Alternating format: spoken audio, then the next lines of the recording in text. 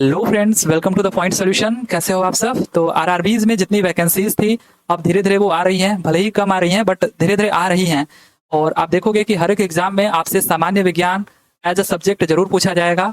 और आप इनका पैटर्न देखो, चाहे वो आरआरबी ग्रुप डी हो या फिर एएलपी हो। मैंने आपको दोनों के क्वेश्चन कराए और दिखाए भी कि इन दोनों में कैसे हूबहू एक ही पैटर्न पे क्वेश्चन आपसे पूछे गए हैं, एक ही सवाल आपसे पूछा गया है दोनों जगह पे। तो आप इनके जो प्रीवियस ईयर के क्वेश्चन है उनको जरूर एक बार अटेम्प्ट करें, चाहे जहां से भी। तो ये आपका 3000 एमसीक्यूज की जो सीरीज चल रही है, जो रिवीजन एक्सप्रेस दौड़ रही थी, उसका आज 17वां एपिसोड है। जो 16 पार्ट है, आप उनको प्लेलिस्ट में विजिट करके देख सकते हो। ये बाइलिंगुअल आपके हिंदी इंग्लिश दोनों में मिल जाएंगे। और जो क्लास की पीडीएफ है वो आपको नीचे एक डिस्क्रिप्शन में टेलीग्राम लिंक है, वहां से आपको डाउनलोड करने को मिल जाएगा। तो चलिए फिर शुरू करते हैं आज के क्वेश्चंस को।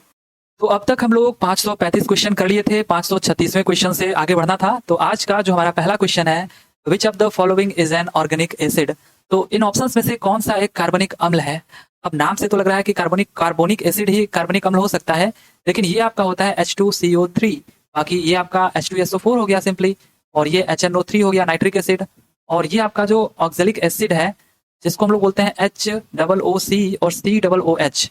तो जितने भी ये आपके कार्बोक्सिलिक एसिड होते हैं, यानी RCOOH, जहां पर R आपका एल्केन एल्कीन एल्काइन कुछ भी हो सकता है, तो ये सारे के सारे आपके ऑर्गेनिक एसिड होते हैं, कार्बनिक अम्ल होते हैं। तो ऑक्जेलिक एसिड आपका करेक्ट आंसर हो जाएगा। ये हमको जनरली आपके नेचर में मिल जाते हैं। जैसे आपको पालक में मिल जाएगा, जितनी सब्जियां होती हैं ना, कुछ सब्जियां, पालक हो गया और हरी सब्जियां, उनमें मिल जाएगा ये ऑक्जेलिक एसिड। और ऐसे ही आपका कुछ और भी आपको ऑप्शन है जो कि ध्यान में रखना है, जो पूछा जाता है आपसे। जैसे एसिटिक एसिड हो गया, जो विनेगर में पाया जाता है, सिरके में। ये भी देखिए आपका COOH है, यानी कार्बोक्सिलिक एसिड है आपका। बाकी सिट्रिक एसिड हो गया, जो आपका ऑरेंज या फिर लेमन्स में पाया जाता है।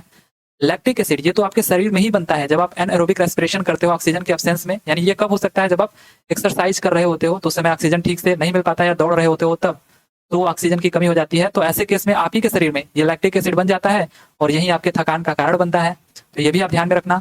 बाकी फॉर्मिक एसिड, ये चींटियों के डंक में पाया जाता है, जिसको हम लोग मेथेनोइक भी कहते हैं, या फॉर्मिक एसिड। तो ये भी आप ध्यान में रखना। तो ये सारे जो आपके सामने लिखे गए हैं, ये ऑर्गेनिक एसिड हैं, राइट। बाकी यहाँ पर जो आपका करेक्ट आंसर हो जाएगा ऑक्जेलिक एसिड। आगे है कि व्हाट इज रूमेन। रूमेन क्या है? तो देखिए, जैसे जितने भी गाय, बैल, भैंस या फिर कुछ ऐसे जानवर जो घास फूस खाते हैं, जिनमें सेलुलोज होता है, तो इनको पचाने के लिए भी तो कुछ चाहिए। अब हमारे बस की तो बात है नहीं कि हम इनको पचा पाए। तो इनके शरीर में ये पाचन तंत्र का एक मेन हिस्सा होता है रूमेन। ये जो आपको ग्रीन कलर का दिख रहा है, ये वाला जो पार्ट है, इनके स्टमक में ये रूमेन होता है, जो कि फूड को स्टोर करता है। और इनमें पाए जाते हैं कुछ ऐसे बैक्टीरिया वगैरह, प्रोटोजोआ या फिर फंगी वगैरह पाए जाते हैं, जो कि इनके पाचन में मदद करते हैं। तो ये कहलाता है आपका रूमेन। ये एक पाचन तंत्र का हिस्सा होता है इन जानवरों में, राइट, जहां पर ये भोजन को स्टोर करते हैं। आगे है कि which of the following converts acidic food into alkaline in the alimentary canal. तो इनमें से निम्नलिखित में से कौन आहार नाल में अम्लीय भोजन को क्षारीय में परिवर्तित कर देता है? तो एक क्वेश्चन तो आप ये ध्यान रखिए कि एलिमेंट्री कैनाल की जो लेंथ होती है, यही हमसे पूछ दिया जाता है। ये आपका लगभग 9 मीटर होता है, ठीक है। हमारे शरीर में एलिमेंट्री कैनाल की लेंथ 9 मीटर, उसमें से भी 6 से 7 मीटर जो लेंथ होती है, ये तो आपके स्मॉल इंटेस्टाइन में ही हो जाती है, ठीक है। ये भी आप ध्यान रखना, स्मॉल इंटेस्टाइन में ही ये आपका 6 से 7 मीटर हो जाता है। बाकी कौन अम्लीय भोजन को क्षारीय में परिवर्तित करता है? तो ये बाइल जूस करता है, जो कि हमारे लीवर से सेक्रेट होता है और गॉल ब्लैडर में जाकर के स्टोर होता है। तो बाइल जूस हमारा करेक्ट आंसर हो जाएगा। आगे है why do plants lack a defined excretory system like kidneys in mammals. तो पौधों में, जैसे स्तनधारियों में किडनी होता है ना, गुर्दे होते हैं ना, जो कि एक्सक्रेटरी सिस्टम यानी उत्सर्जन प्रणाली का कार्य करते हैं, वेस्ट मटेरियल को बाहर करते हैं, जैसे यूरिन के रूप में बाहर कर देते हैं। ये पौधों में क्यों नहीं होते? पौधों में इनका अभाव क्यों होता है? तो ऑप्शंस दिया गया है कि क्योंकि पौधे अपशिष्ट पदार्थ उत्पन्न नहीं करते, इस वजह से नहीं होता है। या कह रहा है क्योंकि पौधे केवल गैसीय अपशिष्ट उत्पन्न करते हैं जो फैल जाते हैं, या इस वजह से पौधों में कोई किडनी जैसा पार्ट नहीं होता है। या कह रहा है वे अपने वानस्पतिक भागों के माध्यम से उत्सर्जन करते हैं। या कह रहा है क्योंकि पौधे में परिसंचरण तंत्र का अभाव होता है। एक्चुअली ये तो ठीक है, अभाव होता है, लेकिन ये इसका कारण नहीं है। बाकी जो वेस्ट मटेरियल्स होते हैं, वैसे जितने भी पौधे में वेस्ट मटेरियल होता है, वो उनके लिए फायदेमंद ही होता है, वो उनके ग्रोथ के लिए अच्छा होता है। लेकिन कुछ वेस्ट मटेरियल्स होते हैं जो पौधे अपना बाहर निकालते हैं, जैसे आपका कार्बन डाइऑक्साइड हो गया, कुछ जल भी हो गए, जब ज्यादा हो जाता है तो ये पत्तियों के द्वारा इनको बाहर निकाल देते हैं। तो जड़ हो गया, तना हो गया, या पत्तियों के द्वारा या पत्तों के द्वारा अगर हम बात करें, तो ये अपने वेस्ट मटेरियल को बाहर कर देते हैं। इसलिए यहाँ पर आपका जो करेक्ट आंसर हो जाएगा, they excrete through their vegetative parts, यानी वे अपने वानस्पतिक भागों के माध्यम से उत्सर्जन करते हैं। इस वजह से इनमें कोई किडनी जैसा पार्ट नहीं होता है, जैसे मनुष्यों में होता है। सो सी ऑप्शन, यानी ये तीसरा वाला ऑप्शन हमारा करेक्ट हो जाएगा। आगे है कि double displacement reaction occurs between, तो दोहरा विस्थापन अपक्रिया किनके बीच होता है। तो ये मैंने काफी डिटेल में डिस्कस किया था पिछले के लेक्चर्स में कि जैसे यहाँ पर मैंने एक एग्जांपल भी दिया है HCl plus NaOH NaCl plus H2O, ये आपका डबल डिस्प्लेसमेंट रिएक्शन का एक एग्जांपल है। इसमें होता क्या है कि ये H प्लस बनाएगा, इसमें टूटेगा, और Cl माइनस में टूटेगा, और ये जो NaOH है ये आपका Na प्लस और OH माइनस में टूटेगा। तो ये क्या बनाएंगे, ये इसका H प्लस जो है ये इसके माइनस वाले के साथ चला जाएगा, और यहाँ पर जो Na प्लस है ये Cl माइनस के साथ चला जाएगा। यानी आप देख सकते हो कि सिंपली ये H2O बन जाएगा और ये NaCl बन जाएगा, यानी आयनों का यहाँ पर एक्सचेंज हुआ। इसी को हम लोग कहते हैं डबल डिस्प्लेसमेंट रिएक्शन। तो आयनिक कंपाउंड आपका करेक्ट आंसर हो जाएगा कि ये किसके बीच होता है, आयनिक कंपाउंड्स के बीच होता है। आगे है what is the molecular formula of butane. तो ब्यूटेन का अणु सूत्र क्या है ये आपको बताना है। काफी वाहियात सा आंसर दिया गया है, क्योंकि ब्यूट का मतलब ही होता है 4, ठीक है। ये आपका जो प्रफिक्स है, प्रोप होता तो ये आपका 3 होता। तो अब देख लो 4 कार्बन कहाँ पर है, बस ये आपका आंसर हो गया। देखते ही देखते आंसर टिक कर सकते थे। वैसे भी जिनके लास्ट में एन लगा होता है, एन ये सफिक्स होते हैं, और ये आपके एल्केन होते हैं। एल्केन ये मैं आपको कई बार बता चुका हूँ, इनका फार्मूला होता है CnH2n+2। तो आप इनको रख करके देख लो। ब्यूटेन बोला है, ब्यूट का मतलब 4, और यहाँ पर 4 रखते हो एन की जगह पर, तो 4 दूनी के 8 और ये 2 10, C4H10 आ जाता है, जो कि आपका करेक्ट आंसर हो जाएगा। ये ऑप्शन करेक्ट है। आगे है कि which of the following compounds has 7 covalent bonds. तो इनमें से किनके पास 7 कोवेलेंट बॉन्ड्स हैं। अब देखिए वही चीज, मेथ का मतलब मैंने बताया जो प्रफिक्स है, 1 कार्बन होता है। एथ का मतलब मैंने आपको बताया था 2 कार्बन होता है, और प्रोप का मतलब 3 कार्बन, प्रोप का मतलब 3 कार्बन, और ब्यूट का मतलब 4 कार्बन। तो यहाँ पर सिंपली हमसे पूछा है 7 कोवेलेंट बॉन्ड, और सबके लास्ट में एन एन एन लगा है, यानी ये भी एल्केन है आपका ANI, और ये भी CnH2n+2 है। तो अगर आप ब्यूट को लेटर सपोज लेते हो जिसमें 4 कार्बन है, तो यहाँ एन की जगह 4 रखोगे तो 4 दूनी के 8 10 हो जाएगा। ये C4H10, यहाँ पर हाइड्रोजन ही जब आपके 10 हो गए, तो यहाँ पर तो केवल बोला है 7 ही सहसंयोजक बंद होने चाहिए, जबकि यहाँ पर हाइड्रोजन 10 हो गए, तो पॉसिबल ही नहीं है। तो कुछ छोटा सा लेते हैं एथ वाला, 2 कार्बन वाला, तो C2, और यहाँ पर जब आप 2 रखोगे तो ये C2H6 हो जाएगा। अब यहाँ पर आप जब देखोगे तो इनका स्ट्रक्चर बनाओगे, तो इनको हाइड्रोजन को ऐसे सिंपली इसका स्ट्रक्चर बना करके सजा दो, तो ये आप देखोगे कि यहाँ पर कार्बन कार्बन के बीच सिंगल बॉन्ड हो गया, और 1 2 3 4 5 6 और ये 7 कोवेलेंट बॉन्ड बन गए। इस वजह से जो आपका एथेन है वो आपका करेक्ट आंसर हो जाएगा। एथेन में ऐसा होगा कि 7 कोवेलेंट बॉन्ड बनेंगे, राइट। सो ये सी ऑप्शन आपका करेक्ट हो जाएगा। आगे है कि which of the following belongs to homologous series of alkanes. अब इनमें से कौन सा एल्केन नहीं एल्कीन है, E इस बार ध्यान देना, E है सफिक्स। तो एल्कीन का फार्मूला मैंने आपको बताया है। एल्कीन ये आपका होता है CnH2n। एल्केन क्या था, CnH2n+2। तो आप इस 2 को गायब कर दो यहाँ से, तो ये एल्कीन बन गया। अब इनमें रख के देख लो कौन इनमें से फॉलो कर रहा है इसको। तो सिंपल सी बात है, एन जितना रखोगे H पर उसका दुगना हो जाएगा। तो देख लो 3 दूनी के 6, यही आपका दिख रहा है, ये आपका करेक्ट आंसर हो जाएगा। तो ये सब ऐसे ऐसे क्वेश्चन हैं जिनको आप देखते हैं टिक कर सकते हो। कोई भी ऐसा ऑप्शन नहीं दिख रहा था जो कि दुगना हो रहा था, राइट। आगे है कि after 2 to 3 days of white washing of walls with a solution of slag lime, which of the following compounds is produced that gives a shiny finish to the walls। तो जब आप अपने घरों पर या फिर दीवार पर, घरों के दीवारों पर पुतैया करते हो, है ना, जब आप चूना लेकर के उस पर पुतैया करते हो, तो वो कुछ आपको ऐसे व्हाइट कलर का आप उस पर कर देते हो पुतैया, लेकिन कुछ दिन बाद 2 से 3 दिन के बाद आप देखोगे तो ये और भी ज्यादा शाइनी हो जाता है, व्हाइट हो जाता है। तुरंत आपको ये ऐसा शाइनी नहीं दिखेगा, कुछ देर बाद दिखेगा। ऐसा क्यों होता है? तो ऐसा इसलिए होता है क्योंकि जब आप बाजार जाते हो, वहां से आप पहली बात तो कैल्शियम ऑक्साइड यानी कि आप क्विक लाइम लेकर के आते हो। ये आपका क्विक लाइम हो गया, ये अनबुझा चूना है, ठीक है, अनबुझा चूना। जो ये अनबुझा चूना है, इसमें जब आप पानी मिलाते होगे, पाउडर लेकर के आते हो, तो जैसे आपने इसमें पानी डाला तो आप देखते हो कुछ स्टीम निकलते हैं इसके ऊपर से, यानी ये इसकी गर्मी को शांत करता है। बहुत ज्यादा गर्मी होती है इसके अंदर। जब इसकी गर्मी शांत हो जाती है तो ये आपका कैल्शियम हाइड्रोक्साइड बन जाता है, CaOH का ट्वाइस, और इसी को हम लोग कहते हैं फिर स्लैग्ड लाइम, जो आपसे यहाँ पर दिया गया है स्लैग्ड लाइम। और ये अब आपका बुझा चूना हो जाता है, यानी अनबुझा था, पानी फेंका आपने, ये बुझ गया, ठीक है, बुझा चूना। ये आप ध्यान देना। अब ये आपका जो बुझा चूना है, यही आप अपने घरों के दीवारों पर पोतते हो। फिर क्या होता है, ये कुछ दिन बाद कार्बन डाइऑक्साइड के साथ रिएक्ट करके, कुछ ही देर बाद ये कार्बन डाइऑक्साइड से रिएक्ट करके बना लेता है CaCO3, कैल्शियम कार्बोनेट। इसी से आपका जो ये दीवार होता है चमकने लगता है। यही आपका कहलाता है लाइमस्टोन या फिर संगमरमर जिसको आप बोलते हो, है ना। तो किसके कारण होता है ये कैल्शियम कार्बोनेट, ये जो आपका लिखा है कैल्शियम कार्बोनेट। आप कहोगे ये कार्बन डाइऑक्साइड कहाँ से मिला, तो एयर में, क्योंकि आपका दीवार जो है वो तो खुले में है ना, तो एयर्स में तो काफी सारी गैसेस प्रेजेंट है, तो उससे कार्बन डाइऑक्साइड ले लिया और ये दीवार आपका चमकने लगा। तो कैल्शियम कार्बोनेट आपका करेक्ट आंसर हो जाएगा। आगे है कि what is the chemical behaviour of washing soda. Washing soda का रासायनिक व्यवहार क्या है। तो ये नेचर में बेसिक होते हैं, क्षारीय होते हैं। फर्स्ट ऑप्शन आपका करेक्ट हो जाएगा, ठीक है, क्षारीय होते हैं। आगे है कि which of the following elements shows maximum metallic character. Maximum metallic character कौन शो करता है। अगर पीरियोडिक टेबल में आप देखोगे, आप लेफ्ट से राइट की तरफ मूव करो तो जो मेटेलिक कैरेक्टर होता है वो कम होता है, यानी डिक्रीज होता है, ठीक है। और वहीं पर आप पीरियोडिक टेबल में ऊपर से नीचे की तरफ आओ तो जो मेटेलिक कैरेक्टर होता है वो इंक्रीज होता है। अब आप देख लो, ये जो गैलियम है ये तो काफी इधर आपको पाया जाता है ना, थर्ड ए में पाया जाता है ग्रुप में। और ये जो आपका स्कैडियम है ये तो आपका इधर पहला ग्रुप, दूसरा ग्रुप, तीसरे मतलब तीसरे क्या है, जो ट्रांजिशन मेटल की शुरुआत होती है वहीं पर पाया जाता है। और ये जो आपका बेरिलियम है ये स्कैडियम से थोड़ा सा ऊपर पाया जाता है, हालांकि दूसरे वाले में ही ग्रुप में पाया जाता है। और जो आर्सेनिक ये तो आपका उपधातु है, ये तो ऐसे ही गलत हो गया। तो आप ऊपर से नीचे आओ, स्कैडियम अभी दिख रहा है। आप लेफ्ट टू राइट जाओ तो लेफ्ट टू राइट गैलियम आपका इधर कहीं पड़ रहा है। और आप देख रहे हो कि राइट आने पर आपका मेटेलिक प्रॉपर्टी डिक्रीज हो रही है। तो गैलियम के होने का चांस तो बिल्कुल भी नहीं है, क्योंकि ये तो बिल्कुल आपका राइट में इधर पड़ रहा है। हालांकि ये भी मेटल है बट इतना नहीं जितना कि स्कैडियम है, क्योंकि स्कैडियम आपका बहुत पहले ही दिख जा रहा है लेफ्ट साइड में। और लेफ्ट साइड में आप जितने रहोगे उतने मेटेलिक प्रॉपर्टी अच्छी रहेगी, जितना आप राइट की तरफ मूव करोगे डिक्रीज होती जाएगी। तो इन सबको देखते हुए जो स्कैडियम है वो आपका करेक्ट आंसर हो जाएगा, स्कैडियम, राइट।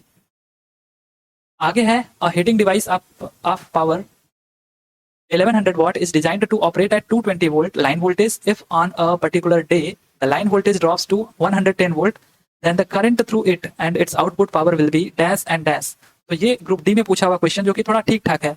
ऐसा भी क्वेश्चन इतना नहीं देना चाहिए था ग्रुप डी में, बट इसका जो आंसर की दिया गया था उससे मुझे ऐतराज है कि यहाँ पर ये आंसर टिक किया गया था, जो कि बिल्कुल गलत है।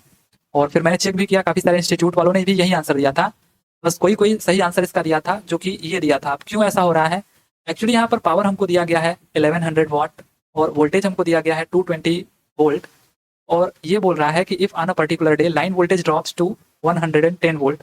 कोई भी आपको कहे कि कोई वोल्टेज ड्रॉप हो रहा है, इसका मतलब होता है कि वो किसी रेजिस्टेंस वगैरह के या फिर इंडक्टेंस कैपेसिटेंस के आसपास वो ड्रॉप होता है, ठीक है, कैपेसिटर लगा हो गया उसके पास। तो यहाँ पर अगर करंट आई फ्लो हो रही है तो आई इंटू आर ये होता है वोल्टेज ड्रॉप। तो ये जो आपको दिया गया है 220 वोल्ट, अगर इसको मैं मानूं कि पहले जो वोल्टेज ड्रॉप था वो केवल 220 वोल्ट था और अभी जो वोल्टेज ड्रॉप है वो 110 वोल्ट हो गया है। पहले का मैं I1 मान लेता हूँ, दूसरे में I2R मान लेता हूँ, क्योंकि रेजिस्टेंस तो आपका चेंज होना नहीं है। तो ये आपका 110 वोल्ट हो गया। अब यहाँ से आप आराम से इनको अगर डिवाइड कर दो तो R से R कैंसिल हो जाएगा और 110 दूनी के 120 हो जाएगा। सो I1 और I2 में रिलेशन पता चल गया हमको कि I1 हमारा जो है वो 2I2 के बराबर है। तो हमको तो I1 पता है ना, कैसे, क्योंकि P और V पता है और P इज इक्वल्स टू होता है V इंटू I। और यहाँ पर हमको पावर गिवन है 1100 वाट और V गिवन है 220 इंटू I। तो I हमारा यहाँ पर हो गया 1100 बटे 220 यानी 22 पंचे 110, सो 5 एम्पियर आ जाएगा हमारा I1। तो यहाँ पर अगर आप 5 एम्पियर रख देते हो तो I2 की वैल्यू निकल के चली आई। I2 की वैल्यू आ गई 5/2 यानी 2.5 एम्पियर। तो वो एक ही ऑप्शन में दिख रहा है जो कि C है। अब पता नहीं कैसे 10 निकाला गया था, ये मुझे नहीं पता, कुछ और ही चीज कर लिया गया था। तो ये I2 आपका 2.5 एम्पियर आ गया, एक ही ऑप्शन में दिख रहा है, इस वजह से ये करेक्ट हो जाएगा। पावर भी निकाल सकते हो, P इक्वल्स टू VI होता है। V आपको दिया है 110, तो 110 आप रख दो, I 2.5 है, जब इनका गुणा करोगे तो ये 275 वाट आ जाएगा, जो कि आपका करेक्ट हो जाएगा, राइट। आगे है कि the formula for Joule's heating effect is represented as. तो जूल्स हीटिंग इफेक्ट के लिए जो H होता है, यहाँ पर बोला भी है कि H denotes the heat produce. जो हीट प्रोड्यूस होता है वो होता है I2RT। यहाँ पर आप सिंपली ये वाला एग्जांपल देख लो ना, जो आपका नाइक्रोम का वायर होता है हीटर में, जिसमें अगर करंट आई फ्लो हो रही है, रेजिस्टेंस इसका आर है और जो कि काफी ज्यादा होता है, तो करंट को फ्लो नहीं होने देता है, करंट इसे झगड़ा कर लेता है, कहता है कि तब मैं गर्म होऊंगा और ये इसको गर्म करके हीट लगता है देने, ठीक है। तो जितने टाइम के लिए चलेगा, अगर आप उससे हीट प्रोड्यूस निकालना चाहोगे तो इसी आई का स्क्वायर कर लो और आर इंटू टी का मल्टीप्लाई कर दो, तो I2RT आपका हीट प्रोड्यूस हो जाता है। सी ऑप्शन करेक्ट हो जाएगा। आगे है कि which of the following methods can be used to change the direction of force on a current carrying conductor. तो एक करंट कैरिंग कंडक्टर है, इसमें हम कह रहा है कि इसका जो फोर्स है, ठीक है, डायरेक्शन ऑफ फोर्स, ये कैसे चेंज कर सकते हैं। तो फ्लेमिंग का जो राइट हैंड रूल है, इसके हेल्प से हम ये बता सकते हैं कि जब आप अपने पंजे को खोलो तो इसमें जो आपकी अंगुलियां हैं ये दिखा रही हैं मैग्नेटिक फील्ड को, ठीक है, ये मैग्नेटिक फील्ड को दिखा रही हैं, और ये जो आपका अंगूठा है ये दिखा रही है डायरेक्शन ऑफ करंट को, ठीक है, डायरेक्शन ऑफ करंट को। तो ये इसके परपेंडिकुलर में क्या होगा, यही आपका होगा डायरेक्शन ऑफ फोर्स या डायरेक्शन ऑफ मैग्नेटिक फोर्स, ठीक है। तो इसको कैसे चेंज कर सकते हैं, इसको दोनों तरीके से चेंज कर सकते हैं, या तो आप ये जो डायरेक्शन ऑफ करंट है इसको चेंज कर दो, या तो मैग्नेटिक फील्ड को चेंज कर दो। तो अगर आप इस करंट कैरिंग कंडक्टर पे अपना अंगुली इस तरीके से फेरते हो, ठीक है, ऐसे ऐसे ऐसे, तो ये जो आपका कर्व बन रहा है ये आपका मैग्नेटिक फील्ड का डायरेक्शन है, और ये जो अंगूठा ऊपर दिख रहा है ना, ये आपका डायरेक्शन ऑफ करंट है। तो इन दोनों में से किसी को चेंज करो, ये आपका डायरेक्शन ऑफ फोर्स चेंज हो जाएगा। ध्यान देना कि ये हमेशा परपेंडिकुलर होता है, इनके लंबवत होता है, ये जो आपका डायरेक्शन ऑफ करंट है और ये जो आपका मैग्नेटिक फील्ड है, ठीक है, तो इनके परपेंडिकुलर ये आपका फोर्स होता है। तो देख लो ऑप्शन में कह रहा है कि changing the magnitude of current. नहीं, मैग्नीट्यूड नहीं कह रहा हूं मैं कह रहा हूं कि डायरेक्शन जब तक आप नहीं बदलोगे फोर्स का डायरेक्शन नहीं चेंज होगा। मैग्नीट्यूड आप बदल दोगे तो हो सकता है कि इसका भी मैग्नीट्यूड चेंज हो जाए, बस यही होगा, लेकिन डायरेक्शन नहीं बदलेगा। और कह रहा है changing the strength of magnetic field, यहाँ भी मैग्नेटिक फील्ड का स्ट्रेंथ बदल रहा है, डायरेक्शन नहीं, तो ये भी नहीं होगा। हाँ, अगर आप कह रहा है changing the direction of current, अगर आप करंट का डायरेक्शन बदल दो तब पॉसिबल है कि आपका फोर्स का डायरेक्शन चेंज हो जाएगा। इसलिए केवल ये जो सी ऑप्शन है वो करेक्ट हो जाएगा, राइट।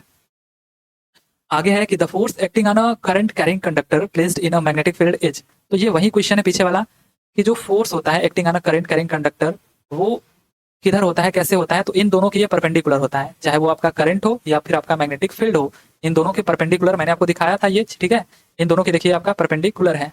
तो यहाँ पर आपका बी ऑप्शन करेक्ट हो जाएगा कि perpendicular to the direction of current and magnetic field, B option correct है। आगे है कि what is the relation between M V and U for a spherical mirror. तो स्फेरिकल मिरर के लिए यहाँ पर कैपिटल एम कर लो, तो ये जो मैग्निफिकेशन होता है वो माइनस वी बाई यू होता है। यहाँ पर ये जो वी है वो क्या है, आपका डिस्टेंस है पोल से इमेज के बीच का डिस्टेंस है। मान लीजिए इमेज यहाँ पर बन रहा है, ऐसे इन्वर्टेड बन रहा है, जैसे भी बन रहा है, ये आपका पोल है, ठीक है, तो ये आपका डिस्टेंस जो है वो आपका वी हो जाता है। बाकी इसी पर आपने एक ऑब्जेक्ट रखा है तो ऑब्जेक्ट का जो डिस्टेंस है वो यू होता है, ये मैग्निफिकेशन का फार्मूला बन जाता है minus V by U. So fourth option correct हो जाएगा। आगे है who suggested that life evolved from simple inorganic molecules. तो किसने सुझाव दिया कि जीवन सरल अकार्बनिक यानी अजैविक अणुओं से विकसित हुआ है। तो ये डार्विन ने नहीं, हॉल्डेन ने दिया था, ठीक है, हॉल्डेन, ये आपको ध्यान में रखना है कि जीवन सरल अकार्बनिक अणुओं से विकसित हुआ है, ये हॉल्डेन ने दिया था। आगे है कि डैश डीएनए का एक हिस्सा है जो प्रोटीन के लिए जानकारी प्रदान करता है। तो ये आपका जीन होता है, gene is a part of DNA which provides information for a protein. और जीन को ही हम हेरिडिटी का स्ट्रक्चरल और फंक्शनल यूनिट कहते हैं, ठीक है, जीन हमारा करेक्ट आंसर है। आगे है कि which of the following is the tube that originate from the heart and carries a blood to various organs in the body. तो इन ऑप्शंस में से कौन सी ऐसी नलिका है जो हृदय से निकलती है और शरीर के विभिन्न अंगों तक रक्त को लेकर के जाती है, ब्लड को लेकर के जाती है। तो ये चीज आप ध्यान रखना, मैं बस थोड़े से नहीं बता रहा हूँ कि ये मान लीजिए आपका हार्ट हो गया, हार्ट मान लीजिए आपका हो गया, ऐसे ही बनाते हो आप, और ये आपका मान लीजिए इधर आपका ये लंग्स हो गया, आपका फेफड़ा हो गया। तो फेफड़े से जब आपका ब्लड है जब आपके हार्ट में आता है तो फिर हार्ट का काम है कि इसको शरीर के डिफरेंट डिफरेंट भाग तक पहुंचाना ब्लड को।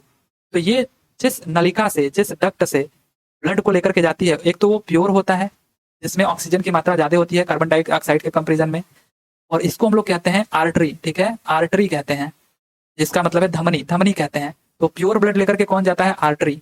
अब आपके शरीर से जो इम्प्योर ब्लड है, यानी जितने भी ऐसे ब्लड जिसमें कार्बन डाइऑक्साइड की मात्रा ज्यादा है, उनको वापस लेकर के फिर हार्ट तक कौन आता है, तो ये वेन्स आती हैं, वेन्स, जिनको हम सिराए कहते हैं, जिनको आम भाषा में नसें कहते हैं, जो आपके शरीर पे दिख रहे होते हैं, ठीक है, आपके शरीर पे। ये तो गहरे में होते हैं थोड़ा सा, धमनियां, आर्टरी, ये दिख नहीं रही होती हैं, लेकिन ये प्योर ब्लड लेकर के जाती हैं, और ये जो सिराएं हैं ये इम्प्योर ब्लड लेकर के जाती हैं, ठीक है। तो फिलहाल मैं बस इतना ही बता रहा हूँ। तो ये आपका आर्टरी, सी ऑप्शन करेक्ट हो जाएगा, ठीक है, सी ऑप्शन।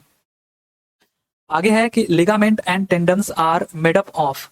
तो लिगामेंट और टेंडन, जिसको कंडरा कहते हैं हिंदी में, ये किसके बने होते हैं, तो ये दोनों के दोनों एक कनेक्टिव टिश्यूज हैं, ठीक है। जैसे ब्लड आपका एक कनेक्टिव टिश्यू है, ऐसे ही ये जो लिगामेंट है, टेंडन, ये दोनों के दोनों भी कनेक्टिव टिश्यूज हैं, संयोजी ऊतक हैं, जिनमें जो लिगामेंट होता है ना, लिगामेंट, ये क्या काम करता है, बोन से बोन को कनेक्ट करने का काम करता है, और ये जो टेंडन होता है ये आपका बोन से मसल को कनेक्ट करता है। ये आप ध्यान देना, ये कई बार मैं बता भी चुका हूँ। आगे है कि in which of the following the heart has only 2 chambers. तो किनके हृदय में केवल 2 ही कक्ष होते हैं। तो जो मछलियां होती हैं, मछलियों में देखिए आपका रोहू दिया गया है, तो ये आपका करेक्ट आंसर हो जाएगा, जिसमें 2 चैम्बर होते हैं हार्ट में। मेढक ये एम्फीबियन है, इनके में 3 होता है। कोबरा रेप्टाइल्स है, और ये जो आपका सैलामेंडर है ये भी आपका रेप्टाइल्स है। तो रेप्टाइल्स हो या एम्फीबियन, सबके हार्ट में 3-3 चैम्बर होते हैं। बाकी मैमल्स के हार्ट में 4 चैम्बर, यानी जो स्तनधारी होते हैं, हम लोग हैं 4 चैम्बर। तो ये फोर्थ ऑप्शन आपका करेक्ट हो जाएगा। आगे है कि given that weight of 1 mole atom of oxygen is 16 gram, what is the molecular weight of ozone. तो यहाँ पर देखिए ऑक्सीजन के 1 मोल का जब परमाणु भार दे दिया है 16 ग्राम है, ठीक है, 16 ग्राम पर मोल, यानी 1 मोल में 16 ग्राम ऑक्सीजन के एटम है। तो ओजोन का अणुभार कितना होगा भाई? ओजोन में तो 3 आपके ऑक्सीजन के एटम हो जाएंगे ना, तो अगर 3 हो गए तो ये टोटल 48 ग्राम हो जाएंगे एक मोल में, है ना? अगर एक मोल की बात करें तो 3 एटम हो गए तो 48 हो जाएंगे, तो काफी इजी हो गया आपके लिए। 48 आपका करेक्ट आंसर हो जाएगा, राइट। आगे है कि fill in the blank using the correct option for the following statement from the given alternatives. तो ये आपको दिया गया है कि on heating as plaster of Paris is obtained, तो किस चीज को गर्म करने पर प्लास्टर ऑफ पेरिस प्राप्त होता है? ये बहुत ही इंपॉर्टेंट आपका टर्म है या फिर कंपाउंड है प्लास्टर ऑफ पेरिस, जो कि डायरेक्ट फार्मूला पूछा जाता है। ये पूछा है किसको गर्म करने पर ये मिलता है प्लास्टर ऑफ पेरिस, तो ये मिलता है जिप्सम को गर्म करने पर। जिप्सम भी काफी इंपॉर्टेंट है, जो कि आपको डायरेक्ट फार्मूला ही पूछा जाता है। तो जिप्सम आपका होता है कैल्शियम सल्फेट डाइहाइड्रेट। ध्यान देना, आपसे ये भी पूछा जाएगा कि जिप्सम में वाटर के कितने मॉलिक्यूल होते हैं, तो आपको बताना है 2 मॉलिक्यूल होते हैं। इसको क्या कहते हैं? Calcium sulphate dihydrate. जब इसी को हम लोग गर्म करते हैं ना, तो आपका बनता है प्लास्टर ऑफ पेरिस, यानी कैल्शियम सल्फेट हेमीहाइड्रेट 1/2 H2O बनता है। बाकी जो बचा आपका 3/2 H2O यहाँ पर आपका आ गया। तो ये ध्यान देना आप, ठीक है। कैल्शियम सल्फेट हेमीहाइड्रेट को ही हम क्या कहते हैं? Plaster of Paris. Formula direct पूछा जाता है। और डाइहाइड्रेट को हम लोग कहते हैं जिप्सम, राइट। तो ये जिप्सम आपका करेक्ट आंसर हो गया। आगे है कि which of the following statement is not correct about acids. तो एसिड के संबंध में इसमें से कौन सा कथन सत्य नहीं है? ये भाई देखिए खट्टे होते हैं, ठीक है, ये बात सही है। आप जानते हो जितने एसिड होते हैं खट्टे होते हैं। React with metal and bicarbonates to produce hydrogen carbon dioxide and salt, बिल्कुल सही बात है। बाइकार्बोनेट जैसे आपका सोडियम बाइकार्बोनेट हो गया, इनसे रिएक्ट करके ये हाइड्रोजन गैस कार्बन डाइऑक्साइड और साल्ट बनाते हैं। बाकी कह रहा है slow neutralisation, that is acid और बेस मिलकर के हाइड्रोजन और साल्ट बनाते हैं। नहीं, अभी मैंने आपको एक रिएक्शन बताया था डबल डिस्प्लेसमेंट वाले में, उसमें मैंने दिखाया था आपको HCl हो और NaOH, जब ये रिएक्ट करते हैं, यानी आपका एसिड हो गया और ये बेस, जब ये रिएक्ट करते हैं तो आपका हाइड्रोजन गैस नहीं बल्कि साल्ट तो मान लीजिए बनता ही है, या आपका H2O वाटर बनता है, ठीक है, हाइड्रोजन गैस नहीं। ये आपका गलत है और ये हमसे पूछा था कौन करेक्ट नहीं है, तो तीसरा ऑप्शन हमारा करेक्ट हो जाएगा कि अम्ल और क्षार मिलकर के ये नहीं बनाते हैं। बाकी ये आपका जलीय या फिर तरल माध्यम में H+ आयन देता है एसिड, सही बात है। और जो बेस होते हैं वो OH- देते हैं, यानी हाइड्रोक्साइड आयन देते हैं। तो केवल यही गलत था, तीसरा हमारा करेक्ट आंसर हो जाएगा, इसको ध्यान दीजिएगा, राइट। आगे है alkanes are saturated hydrocarbons in which a bond is found between 2 carbon atoms which has a general formula of. यानी अभी मैंने आपको बताया कि एल्केन संतृप्त हाइड्रोकार्बन है। जो एल्केन ALKA जिनके लास्ट में सफिक्स AN लगा होता है, ये सैचुरेटेड हाइड्रोकार्बन होते हैं। इनके बीच कार्बन कार्बन के बीच सिंगल बॉन्ड होता है। अगर कार्बन कार्बन के बीच सिंगल बॉन्ड है तो सैचुरेटेड, और अगर इनके बीच डबल बॉन्ड हो गया या ट्रिपल बॉन्ड हो गया तो ये अनसैचुरेटेड हो जाते हैं। तो एल्केन का कोई सा भी एक फार्मूला लिख लो। एल्केन का फार्मूला तो मैंने आपको कई बार बताया, CnH2n+2। जैसे मैं अगर 2 ले लूँ n की वैल्यू, तो ये आपका C2H6 हो जाएगा। इसका स्ट्रक्चर भी मैंने आपको बता के दिखाया था, H, यहाँ पर भी H, टोटल 6 आपके हाइड्रोजन हो गए। आप देख लो कार्बन कार्बन के बीच सिंगल बॉन्ड है तो ये आपका सैचुरेटेड है। वहीं पर डबल होता है, ये डबल एल्कीन और एल्काइंस में ट्रिपल हो जाता है तो वो आपके अनसैचुरेटेड हो जाते हैं। तो फर्स्ट ऑप्शन ये फार्मूला बन रहा था एल्केन का, जो कि संतृप्त है, सैचुरेटेड हाइड्रोकार्बन है। आगे है कि which of the following statements regarding reproduction in the following plants is false. तो पौधों में जो प्रजनन होता है इनके संबंध में इनमें से कौन सा गलत है, फॉल्स है, ये बताना है। क्या पौधों में रिप्रोडक्शन जो होता है वो सीड्स के थ्रू हो जाता है, बीज के माध्यम से ही हो जाता है? बिल्कुल, बीज के माध्यम से नहीं होगा तो किसके माध्यम से होगा? तो पहला तो सही है, रिप्रोडक्शन में अकर थ्रू स्पोर्स, यानी प्रजनन बीजाणुओं के माध्यम से होता है।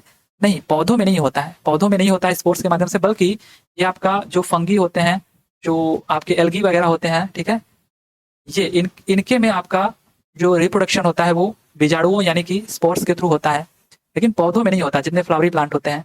बाकी देखिए प्रजनन जो होता है रिप्रोडक्शन, क्या वो तनों के टुकड़ों से हो सकता है? बिल्कुल, आप आलू को तो बोते हो ना, जो आपका आलू होता है उसको आप बोते हो, और यहाँ पर आप देखते भी हो कि ये आप इसका तना जो होता है ना, काट पीट के तना वाला ही पार्ट तो बोते हो ना जमीन के अंदर, जिससे आप फिर से आलू प्राप्त करते हो। तो ये प्रजनन किससे कराते हो? आप तने का कराते हो, ठीक है, तो ये भी सही है। अब आगे कह रहा है कि प्रजनन पौधे से अलग किए गए और कृत्रिम माध्यम पर उगाए गए उत्तकों से होता है। तो बिल्कुल, आप एक पौधे का कोई एक पार्ट कभी कभी देखे, उसको काट करके कहीं लगा दो तो उससे कई सारे पौधे तैयार हो जाते हैं। फिर उनको आप चाहो तो अलग अलग करके फिर से जमीन में जा करके लगा दो। तो ये कृत्रिम यानी कि आपका आर्टिफिशियल माध्यम से भी हम इसको रिप्रोड्यूस करा सकते हैं, ठीक है, यानी रिप्रोडक्शन इसका करा सकते हैं, प्रजनन करा सकते हैं। तो ये सब सही थे, यही हमारा गलत था। इस वजह से ये जो आपका सी ऑप्शन है ये करेक्ट हो जाएगा, हमसे इनकरेक्ट वाला ही पूछा था। आगे है the first and second groups of the modern periodic table are called. तो पहला और जो दूसरा ग्रुप होता है, जो हलीना करब कसफर और बेमक का सरवारा होता है, ये आपका एस ब्लॉक के होते हैं, ठीक है, सिंपली। और बाकी जो बीच में होते हैं ये ट्रांजिशन मेटल हो गए, और ये आपके होते हैं डी ब्लॉक के। और वहीं पर ये जो आपका होता है इधर नॉन मेटल, जितने नॉन मेटल्स या मेटलॉइड्स होते हैं ये आपके कौन से हो गए, एस का हो गया, ये पी का हो गया, ये डी का हो गया, और जो नीचे होता है ये आपका एफ ब्लॉक का होता है। ठीक है, सो एस ब्लॉक का आपका पहला दूसरा हो गया करेक्ट आंसर। आगे है when Mendeleev started the work classification of elements dash elements were known. तो जब मेंडलीव ने तत्वों का वर्गीकरण कार्य प्रारंभ किया तो कितने तत्व नोन थे, ज्ञात थे, तो उस टाइम पे 63 तत्व ज्ञात थे। राइट, आगे है कि which of the given two statements A and B are true. अब ये एक स्टेटमेंट दिया है what is the gravitational force. तो ग्रेविटेशनल फोर्स जो होता है एफ, वो आपका होता है जी यूनिवर्सल कांस्टेंट और m1 m2 upon are square. तो यहाँ पर जो एफ होता है वो देखिए कह रहा है ना स्टेटमेंट में कि it is directly proportional to the product of mass of the two objects. तो बिल्कुल सही बात है, डायरेक्टली प्रोपोर्शनल है इनके। और it is directly proportional to the square of the distance between the two objects. जो दो ऑब्जेक्ट्स होते हैं इनके बीच जो ग्रेविटेशनल फोर्स होता है, इनके डिस्टेंस के, इनके सेंटर के बीच का जो डिस्टेंस होता है वो आर होता है। तो इनके स्क्वायर के इनवर्सली प्रोपोर्शनल होता है, डायरेक्टली नहीं। तो ये हमारा गलत है, ये हमारा सही था। इसका मतलब only A is true, B is false. आगे है a man clapped near the rock and heard the echo after 4 seconds, then what is the distance of the rock from the person. ये कह रहा है एक पर्सन है भैया, यहाँ पर ये ताली बजाता है, यहाँ से इसकी आवाज गूंजते हुए एक पत्थर से टकराती है और फिर रिटर्न हो जाती है। और इसको रिटर्न होने में, इसको सुनाई देने में इसको 4 सेकेंड लगता है। तो बताइए कि क्या पूछ रहा है यहाँ पर, distance, then what is the distance of the rock from the person, यानी ये डिस्टेंस सिंपली हमको फाइंड करना है। तो डिस्टेंस फाइंड करना है तो हमको टाइम गिवन है और स्पीड भी गिवन है साउंड का। ये तो फिर स्पीड टाइम डिस्टेंस का क्वेश्चन हो गया कि अगर 1 सेकेंड में ये 346 मीटर साउंड ट्रेवल कर रही है तो 4 सेकेंड में कितनी करेगी। तो बच्चों वाला क्वेश्चन हो गया, इसमें 4 का पूरा कर दो, है ना। ये आपका आंसर हो गया कि ये इतना डिस्टेंस ट्रेवल किया टोटल, वो भी यहाँ से, मतलब यहाँ गया और यहाँ से यहाँ आने के बाद। लेकिन हमको तो केवल इसके बीच का ही चाहिए, टोटल डिस्टेंस नहीं चाहिए। तो इसके बीच का डिस्टेंस ठीक आधा हो जाएगा, क्योंकि यहाँ पर जाने में और आने में का मतलब जो डिस्टेंस है टोटल का अगर हम आधा कर दे तो पता चल जाएगा ना इनके बीच का डिस्टेंस। तो बाई 2 कर दो, तो 2 दूनी के 4 और ये 2 छक्का 12, 2 चौके 8 1 9 2 3 6, 692 आपका करेक्ट आंसर हो जाएगा। आगे हो गया कि what can be inferred regarding energy from the given figure. तो ये आपको फिगर दिया गया था और इसमें पूछा गया था कि इनमें से क्या सही है, और ये आपको ऐसे कर करके ऐसे दिखाया गया था। अगर आप देखोगे थोड़ा और जूम करके तो ये चल रही हैं दोनों गाड़ियां, तो जब चल रही हैं तो इनमें काइनेटिक एनर्जी है दोनों के दोनों व्हीकल्स में, तो दोनों वाहनों में गतिज ऊर्जा है। ये हमारा करेक्ट आंसर हो जाएगा। आगे है कि फ्रीक्वेंसी इज एक्सप्रेस्ड इन। तो फ्रीक्वेंसी को हम सिंपली हर्ट्ज में एक्सप्रेस करते हैं, लेकिन ध्यान रखना कि ये इंडिकेट करता है that is event is repeated every second, यानी 1 सेकेंड में कोई चीज कितनी बार रिपीट हो रही है। कोई एक इवेंट हुआ ये, तो ये कितनी बार एक ही सेकेंड में ऐसे ऐसे ऐसे ऐसे कर जा रही है। ठीक है, तो इसी को हम लोग कहते हैं फ्रीक्वेंसी। जैसे हमारे घरों में जो बिजली आती है वो 50 हर्ट्ज पे आती है, यानी आप 100 वाट का बल्ब लेकर के आओ और देखो तो वो 50 बार जलेगा बुझेगा जलेगा बुझेगा। ठीक है, ऐसे जला फिर बुझा, जला फिर बुझा। इस वजह से आपको वो बल्ब जलता दिखाई देता रहता है, क्योंकि एक ही सेकंड में 50 बार जलता बुझता है। तो यही हमारी होती है फ्रीक्वेंसी, जिसको हम हर्ट में मेजर करते हैं। आगे है कि the potential difference between the terminal of a toaster is 80 volt when it draws a current of 5 ampere from the source, what current will the toaster draws if the potential difference is decreased to 40 volt. तो ये भी question देखिए अच्छा है, मतलब ठीक ठाक है। तो यहाँ भी वही कॉन्सेप्ट है, आपको वोल्टेज दिया गया है 80 वोल्ट, मतलब एक टोस्टर है मान लेते हैं यहाँ पर, इसके टर्मिनल के क्रॉस हमको 40 वोल्ट दिया गया है और करंट भी दिया गया है कि 5 एम्पियर का ये करंट ड्रॉ कर रहा है। ठीक है, 5 एम्पियर का करंट ये ले रहा है, कहीं से भी आपके सप्लाई से ड्रॉ कर रहा है। तो हमको बताना है अगर, सर ये आपका कितना है 80 वोल्ट है, अगर कह रहा है कि ये जो पोटेंशियल डिफरेंस है वो 40 वोल्ट हो जाए, 40 वोल्ट हो जाए तब क्या होगा। तो काफ़ी आसान है, अगर आप यहाँ से इस टोस्टर का रेजिस्टेंस निकालो जो कि चेंज नहीं होगा, तो R इज इक्वल्स टू क्या हो जाएगा 80/5, यानी कि 16 ओम। R की वैल्यू हमारी आ गई। अब ये 16 ओम अगर आपको पता है कि रेजिस्टेंस इसका 16 ओम है, तो करंट नहीं बता दोगे, इसके क्रॉस 16 ओम के क्रॉस 40 वोल्ट है। I is equals to Ohm's law से V/R, और V की वैल्यू अब 40 हो चुकी है और R की वैल्यू आप निकाल चुके हो 16 ओम। तो ये आपका सिंपली हो जाएगा 16 दूनी के 32 और 16 5 80, यानी 2.5 एम्पियर आपका करेक्ट आंसर हो जाएगा। तो ये रहे आपके आज के क्वेश्चंस। आई होप कि आपको ये पसंद आया होगा। अगर पसंद आया तो आप जरूर लाइक करें, सब्सक्राइब किया करिए या फिर शेयर कर दिया करिए। ठीक है, तो ठीक है, फिर चलिए मिलते हैं अगले वीडियो में अगले क्वेश्चंस के साथ। तब तक के लिए thank you, tata and bye bye.